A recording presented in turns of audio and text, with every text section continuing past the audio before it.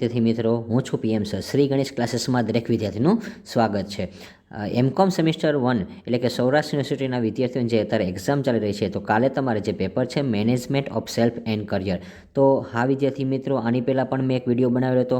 અને હા, અત્યારે જે મેં 9:30 વાગેલા છે, પરંતુ મારો અત્યારે લેક્ચર પૂરો થાય છે ત્યાર પછી જે મારી પાસે મોસ્ટ ટાઈમ બી 3-4 ક્વેશ્ચન હતા એ પીડીએફમાં રહી ગયા હતા. તો એ અત્યારે ધ્યાનમાં રાખીને અત્યારે હું તમને 4 ક્વેશ્ચન પાછા એક આઈએમપી આપું છું. અને હા, ટોટલ મારી પાસે અત્યારે આ વિડીયોમાં હું બોલું છું એ ક્વેશ્ચન તમે ખાસ કરીને જજો. અને આમાંથી જ ટોટલ મારી પાસે અત્યારે 8 ક્વેશ્ચન છે મોસ્ટ આઈએમપી, એ તમારે આવશે. પરંતુ આની પહેલાં જે મેં વિડીયો બનાવેલો હતો એ જે મેનેજમેન્ટ ઓફ સેલ્ફ કરિયરનો જ હતો. પરંતુ હા, એમાંથી જે હું ક્વેશ્ચન બોલું છું એ તમે ખાસ રીડ કરી લેજો. એની અંદર question number 1, question number 4, question number 7 અને ક્વેશ્ચન નંબર 12, એટલે કે હજી એકવાર કહું છું વિદ્યાર્થી મિત્રો, ક્વેશ્ચન નંબર 1, 4, 7, 12 આ 4 પ્રશ્ન છે આવતીકાલના પેપરમાં તમારે બેઠે બેઠા આવવાના છે એવી શક્યતા રહેશે. અને હા, ત્યાર પછી અત્યારે જે હું આઈએમપી આપું છું તે તમે ધ્યાનપૂર્વક જોજો, કારણ કે ત્યારે મારી પાસે પૂરો ટાઈમ ન હતો અને હા, લેક્ચર ચાલુ હતું, એટલા માટે થોડુંક આઈએમપીમાં થોડુંક મિસબિહેવિયર થઈ ગયું. અને હા, બાકીના જે ક્વેશ્ચન હતા એ લેવાના હતા પણ લઈ શક્યો નહીં. પરંતુ હા, આ જે હું અત્યારે આપું છું એ પણ મોસ્ટ આઈએમપી છે અને અત્યારે જે છે એ તમારે પૂછવાની શક્યતા રહેશે.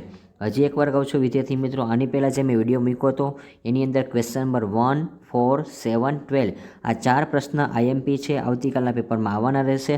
અને અત્યારે પાછા હું તમને 4 પ્રશ્ન આપું છું, તો એ બોલું છું. Question number 1, what is a self development and discuss the factor affecting self development process.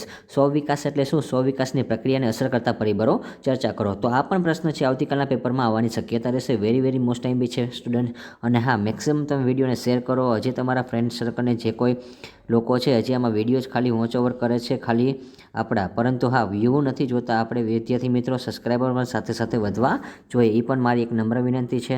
ત્યાર પછી question number 2, what is a self assessment and state of self qualify factor, એટલે કે સ્વમૂલ્યાંકન એટલે શું? સ્વયોગ્યતા એટલે કે આત્મલાયકતાના પરિબળો ચર્ચા કરો. તો ક્વેશ્ચન નંબર 2 પણ છે એ આવતીકાલના પેપરમાં આવવાની શક્યતા રહેશે.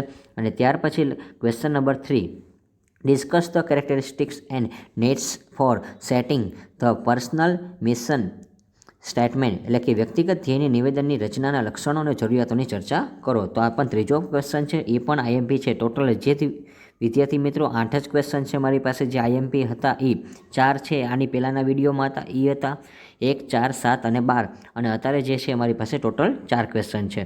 અને હા વિદ્યાર્થી મિત્રો, મેં લાસ્ટમાં કીધું કે આ શોર્ટ નોટ સ્વરૂપે તમારે પૂછાઈ શકે છે. એમાં હું લાસ્ટમાં બોલ્યો હતો, તો આ જે શોર્ટ નોટ ઉપરથી મેં પ્રશ્ન બનાવ્યો છે કે write a short note on needs of advising and counselling and expected for a managing careers, એટલે કે સલાહ અને પરામર્શની જરૂરિયાતોને અને કારકિર્દીની સંચાલન માટેની ખ્યાલ પર નોંધ લખો. તો આટલા જે મોસ્ટ ટાઈમ હતા એ મેં તમને પૂરેપૂરા આપેલા છે વિદ્યાર્થી મિત્રો.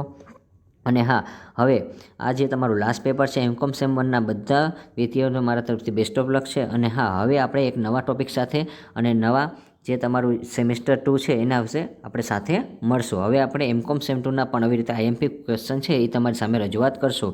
ત્યાં સુધી આવજો વિદ્યાર્થી મિત્રો. Bye bye.